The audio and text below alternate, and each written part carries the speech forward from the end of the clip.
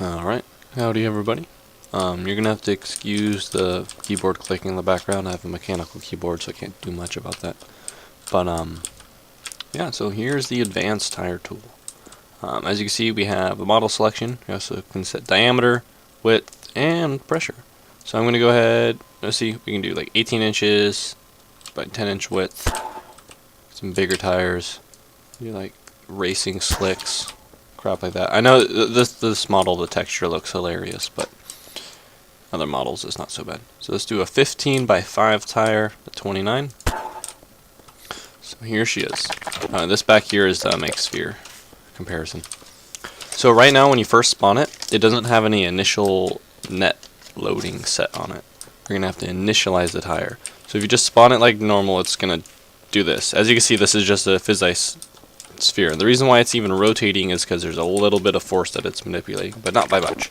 So in order to initialize our tire, this will be the same thing. I believe it, I'll have to double check, I believe it saves through dupe, so you may only have to do this once. But anyway, you get your tire all constrained on your contraption before it's ready to go, pull out your tool, press reload on it. It says 35 kilograms and 1 tire detected. Computed wheel load 343 newtons. So pretty much what it does is it grabs all the constrained mass. While it's doing that, it counts up all the individual tire entities it finds on the constrained mass. Takes that constrained mass, multiplies it by acceleration due to gravity, divides by your total amount of tires. So now we have a fully working tire. So as you can see, you can drop it.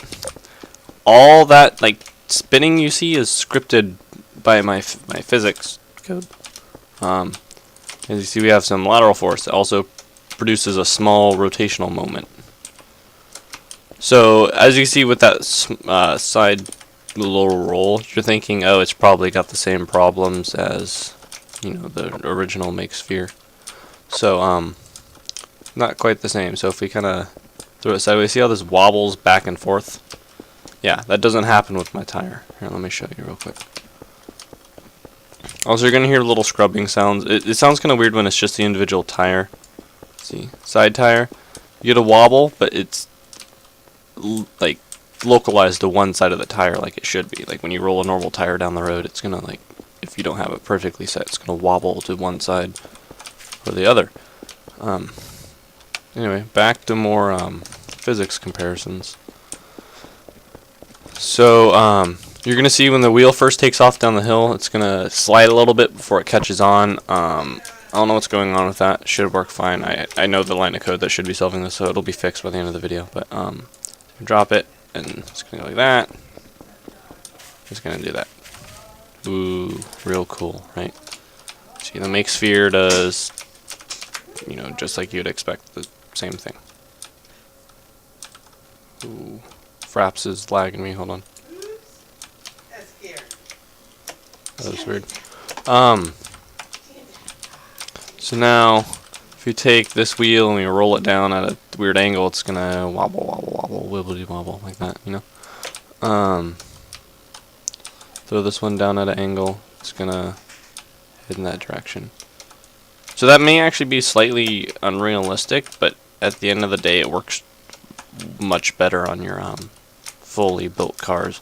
These wheels weren't really designed to be you know, just an entity you're having fun rolling around doing a wheel obstacle course with, but the end product ends up being much better than the make sphere on a contraption. Yeah, well, I'll show you some other tests. Alright, so I have this little acceleration and spinning and performance test between the two tires. The red one being the make spherical, oops, you see, big old bounding box, and this one being my tire. Now the tire has sounds coded in it currently. I'm working on making them a little bit better, but they're alright for now. Some of you may disagree, but so first thing to notice is this is a tire at 70 kilograms. This is a tire at 35. So let me switch this real quick. 35 kilograms. This is just regular rubber fizz mat. Watch this. So as you can see, no spinning. The tire just takes off, right? That damn near infinite grip. Now this is only amplified by using like jalopy tire or Jeep tire and stuff like that. So As you can see, we can't even get this to spin with the weight loaded on it if we tried. I mean, that's neat, but that's not realistic. Now on this one, let's show off some of the sounds. Okay, that's kind of a glitch I'm working on, but it doesn't really happen when it's rolling. So, you're going to notice when this takes off, they have the same amount of torque on them. The wheel's going to slip as it catches. It's also going to make sounds. Let's watch. And then also, because I'm applying a crap ton of torque on it, it's going to spin throughout the process, so I'm only going to burst it for a little bit. Now that sound will be fixed, I promise. See if that, I don't know. It wasn't doing this earlier, but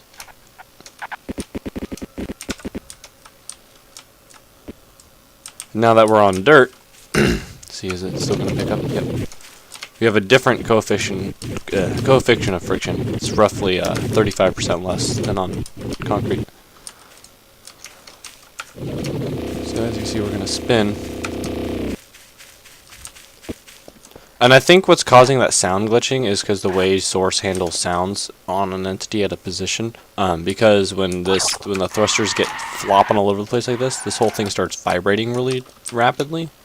And then so it's pretty much adjusting the sound position back and forth. So that only happens on these test beds. I haven't noticed that weird sound glitch when I use it on actual contraptions. So bear with me. As you can see, yeah, we got spinning, and then I turned off the thrust, and it catches, and my little sliders. That's just a basic performance test. Alright, so some of you are asking for network performance issues. This is just a make sphere. I have the net graph in the bottom right corner, but it's probably going to be hard to see on the video. So, let's see.